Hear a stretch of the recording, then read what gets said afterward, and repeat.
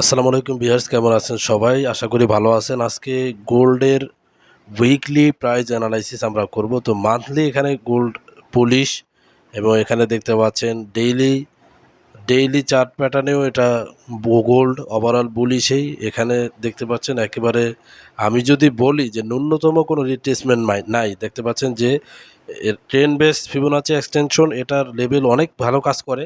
এখানেও দেখতে পাচ্ছেন একেবারে ওয়ান ক্যান্ডেল অল ক্যান্ডেল রিট্রেসমেন্টের মতো কোনো রকম বলা মাত্র যে রিট্রেসমেন্ট করেছে এরকম রিট্রেসমেন্ট করেছে। এবং যেই পরিমাণ বুলিশ গোল্ড হয়েছে ওভারঅল অনেক বুলিশ, এটা বলার বাইরে যে গোল্ডের মধ্যে বুলিশের কি পরিমাণ মোমেন্টাম চলছে। এটা S4 দেখতে পাচ্ছেন, S4 এর মধ্যেও দেখতে পাচ্ছেন একেবারে বুলিশ ট্রেন লাইন ক্রিয়েট করে এটা উপরের দিকে যাচ্ছে এবং এখানে সামান্য রিট্রেসমেন্ট নিয়েছে। ঠিক আছে, তো এখানে আপনারা দুই দিকে আপনারা ট্রেড অ্যানালাইসিস দেখতে পারেন। এখানে উপরের দিকে এই রেসিস্ট্যান্ট জোন আছে এবং নিচে দেখতে পাচ্ছেন সাপোর্ট জোন আছে। তো এখানে যে সাপোর্ট জোনটা রয়েছে এই সাপোর্ট জোন থেকে প্রাইস পুল ব্যাক করছে এবং উপরের দিকে যাচ্ছে। যারা এখান থেকে বাইং করেছেন, এর আগে আমি কিন্তু প্রাইস অ্যানালাইসিস দিয়েছিলাম বাইয়ের, যে এখানে অনেক হাই ভলিউম এসেছে এবং নেক্সট ক্যান্ডেল ইনসাইড নেক্সট বার ইনসাইড ক্লোজ হয়েছে, যে কারণে এখানে বাই অ্যাগ্রেসিভ যে বাই সেট সেটা এখানে নেওয়া যেতে পারে। তো এখানে দেখতে পাচ্ছেন যারা বাই নিয়েছেন তাদের বা যারা বাই করবেন উপরে রেসিস্ট্যান্ট ব্রেকআউটের পরে বাই করতে পারেন। ঠিক আছে, বা আরও ছোটো টাইম ফ্রেমের আমরা অ্যানালাইসিসে যাচ্ছি, সেখানে আপনাদেরকে দেখাবো। তো এখানে আমাদের যে বাইয়ের ক্ষেত্রে টার্গেট, ফার্স্ট টার্গেট থাকবে আপনার 4121 এবং নেক্সট টার্গেট থাকবে 42 বা 4311। এরপরে আপনারা দেখতে পাচ্ছেন আমরা যখন H1 টাইম ফ্রেমে গেলাম, এখানে দেখতে পাচ্ছেন একটা ট্রেন লাইন আছে, মিডল ট্রেন লাইন। এটা দেখতে পাচ্ছেন মেনটেন করে নিচের দিকে আসছিল এবং এখানে ব্রেকআউট হয়েছে। এবং আরেকটি ট্রেন লাইন আমরা যদি এঁকে দিই, অর্থাৎ ওটাকে যদি ফেক ব্রেকআউট আমরা কনসিডার না করি, এখানে দেখতে পাচ্ছেন এটা প্রথম ট্রেন লাইনকে ব্রেকআউট করেছে, সেক্ষেত্রে এখানেও এন্ট্রি নিতে পারেন।